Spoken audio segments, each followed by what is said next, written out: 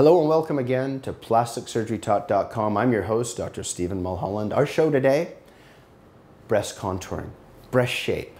Not just female, but male. For females, breast augmentation. A nice balance and proportion between the breast, waist, hip ratio. Never before have we had so many natural, attractive looking implants to choose from. Teardrop implants, round implants, high profile, low profile, cohesive gel gummy bear implants, saltwater saline implants, through the armpit, through the belly button, through the areola, under the breast, a whole host of options for you, the patient, to get back, claim, or achieve the figure that you desire. Let's take a look at this patient's story. Coming up, why people of a certain age are now going for those nips and tucks, how the procedures can be a bit different. Knowing that you could feel better if you had a little perk. She underwent a breast lift at age 63. The plastic surgery boom for people of a certain age. Our feature report is ahead. Awarded Best Newscast, the News Hour with Leslie Roberts and Ann Roskowski. Well, when you think of cosmetic surgery, who do you picture going under the knife? Not your grandma or grandpa. Well, with people living longer these days, doctors are seeing a new and growing trend. Armina Ree reports. Guess how old this blonde is? 30? 40? She's 63 and proud of it. I'm playing golf, I'm playing tennis, and I just want to look better, look as good as I feel. She says she's fought aging head on by going under the knife to get breast implants at the age of 62. They just look black. You know, it's a lift. She's not alone. This slice of the pie might not look like much, but it represents the well over 500,000 senior citizens who underwent cosmetic procedures in the U.S. last year. This plastic surgeon estimates 30% of his patients are in their golden years. It's like an icebreaker. The cutting edge of the baby boomers are turning 60 every 10 seconds.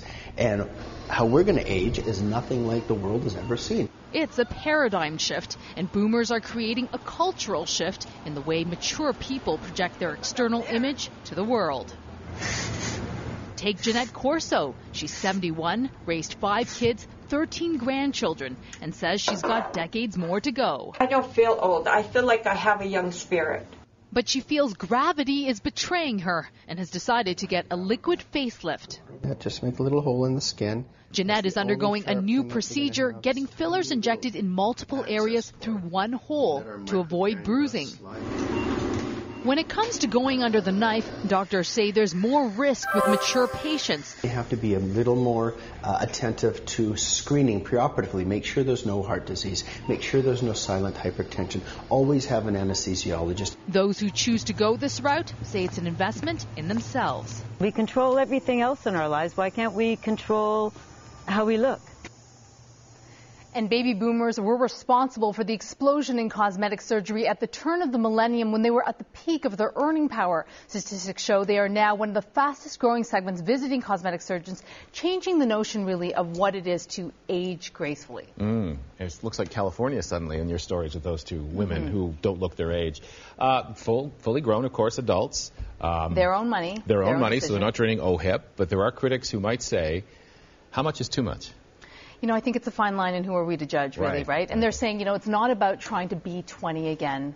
I think they just say that there's a disconnect between who they see in the mirror and how they feel inside. Of course, people are living older, longer years. Many getting divorced? Yeah, and exactly. And they're back in the dating game again. So really, they say it's really for themselves. And that woman wouldn't usually walk around in her bathing suit. She did it for us. Oh, okay. Wow. All right. Thank you, Mina. You're welcome. Always new things to discover when you're around.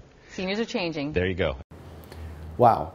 Great shape, figure, and form. Breast augmentation. Never have we had such a great array of opportunities to give the shape, figure, and form that you look for. Teardrop implants, round implants, cohesive gel gummy bear implants, saltwater implants, multiple ways to put them in through the axilla, that's the armpit, belly button, under the breast, through the areola.